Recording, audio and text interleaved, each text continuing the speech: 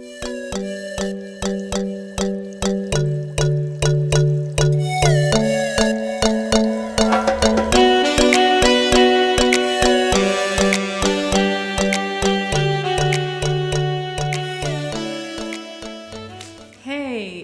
welcome to my YouTube channel.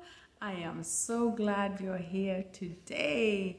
Please, if you have not subscribed to this YouTube channel, please go ahead and subscribe because I will be putting a lot of videos to help you with domestic abuse or even just to empower you.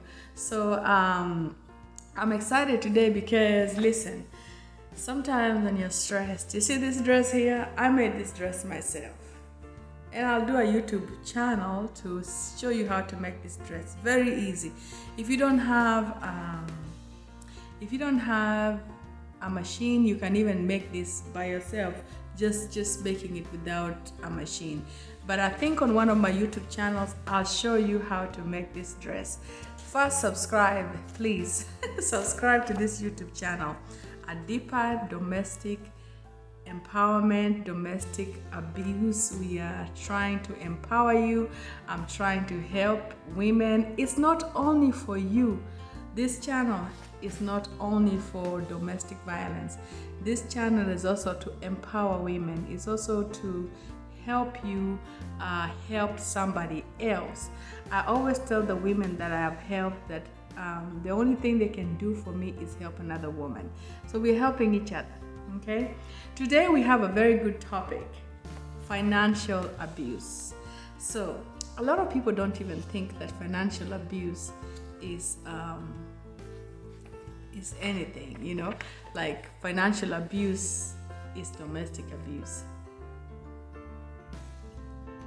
So what is financial abuse? Financial abuse involves controlling a victim's ability to acquire or use and maintain financial resources.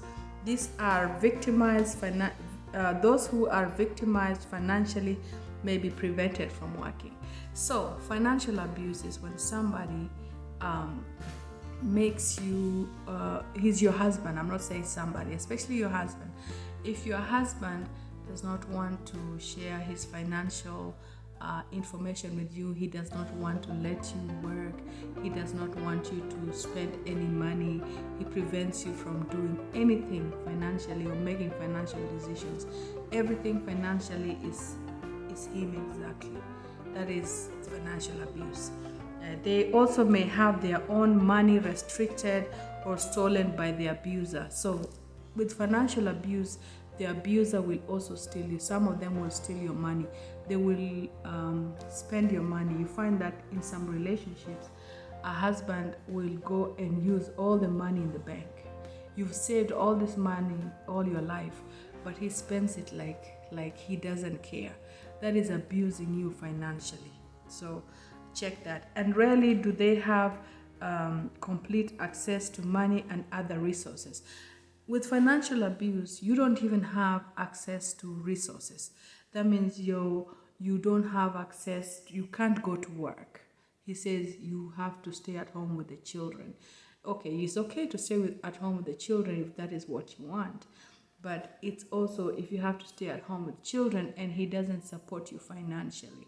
He's letting you grow, he's just letting you broke in the house. I know a woman who was being financially abused in that the husband didn't let her work but was giving her like an allowance like a little kid.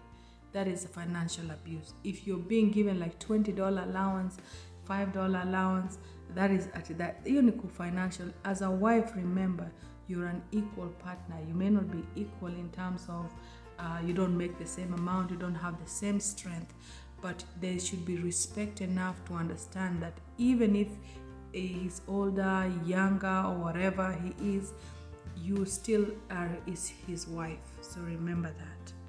And then when they do have money, they often have to account for every penny. So you see that with financial abuse, you have to account for every money, for every single penny. people who are financially abused, like the women who are being financially abused, they have to account. That means you go for grocery shopping, they want to know whether you spent everything. I'm not saying it's a bad thing when your husband wants to know what you spend money with. That is agreement. There's some relationship where that works, but where you don't even agree to that, you don't agree to the fact that your accountability, like me, I always give my husband receipts because we have to know what's in the account. But that is, we have to know what we have spent, and that's not abuse. But abuse is where he forces you to do that. Like, you have to do it. If you don't do it, if I don't give him the receipts, he won't get mad. But I do it so that at least for me, accountability, I like to do accountability whether he asks me or not. I still do. That's just part of me. But if you're being forced to do certain things, then you're being financially abused. Now, overall, the forms of financial abuse vary from situation to situation. So remember that. Sometimes an abuser may use subtle tactics like manipulation, while other abusers may be more overt, demanding, and intimidating. Remember, abuse is different.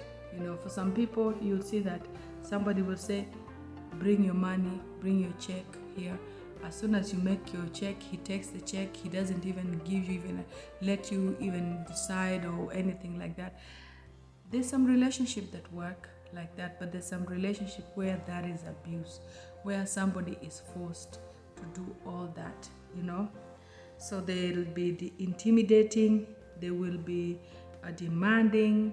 Remember that if you live in Kenya, bwana yako, and I'm saying this in Swahili, bwana yako akiwa na kucontrol, unajua, financially, ikiwa akuallow kutumia pesa, this, a lot of people, even the women in Kenya, the ones who are from very poor,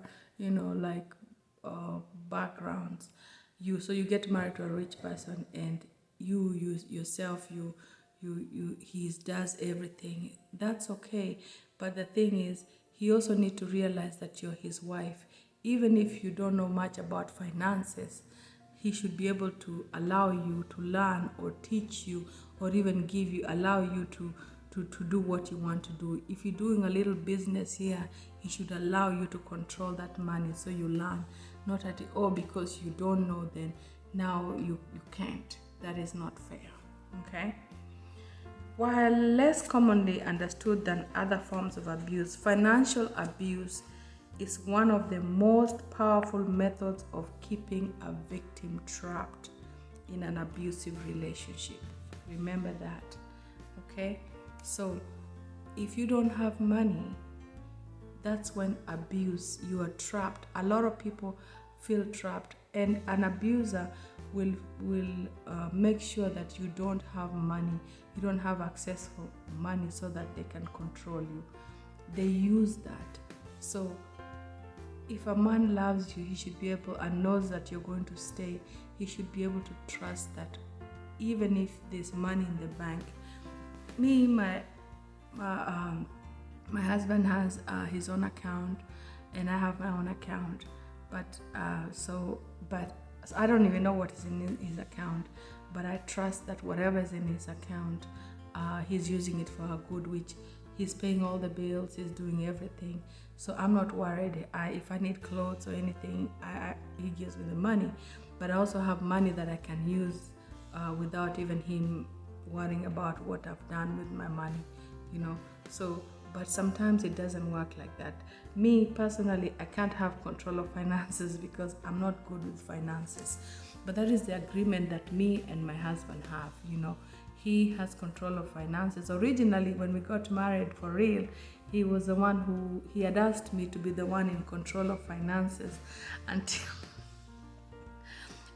I realized that it was that I would mess up. This is a guy with above 800 in credit rating, and me, I was down here. So I knew that I wasn't going to have it. So, but you see, that's our agreement. It's not that he has forced me to be the one to be controlling the finances. We didn't even have to talk about it. We just agreed without even talking about it, for real. So the effects of financial abuse are often devastating. Victims feel inadequate, unsure of themselves due to the emotional abuse that accompanies financial abuse. Let me tell you, if a man tells you you are nothing in this marriage because you don't have money, it's the most demeaning thing a man can tell you. So if he is always talking about me, my money, that is wrong, because that tells you there that he's being controlling. Okay? Even if it's me, my money, but that money of his is doing what you want to do, that means he's not just controlling you with it, then that is different.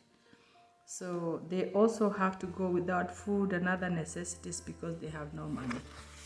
So in the short term, financial abuse victims were vulnerable to physical abuse and violence. Without access to money, credit cards, and other financial assets, it's extremely difficult to do any type of safety planning. Remember that. For instance, if an abuser is particularly violent and the victim needs to leave in order to stay safe, this is difficult without money or a credit card. And if they need to leave the relationship permanently, it is challenging to find safe and affordable housing. They also struggle to provide for basic needs. Tactics that they use. Overall, financial abuse is very isolating because victims often become financially dependent on their abusers. The financial dependence traps them in the relationship without resources. They are unable to see a way out of their situation. Okay?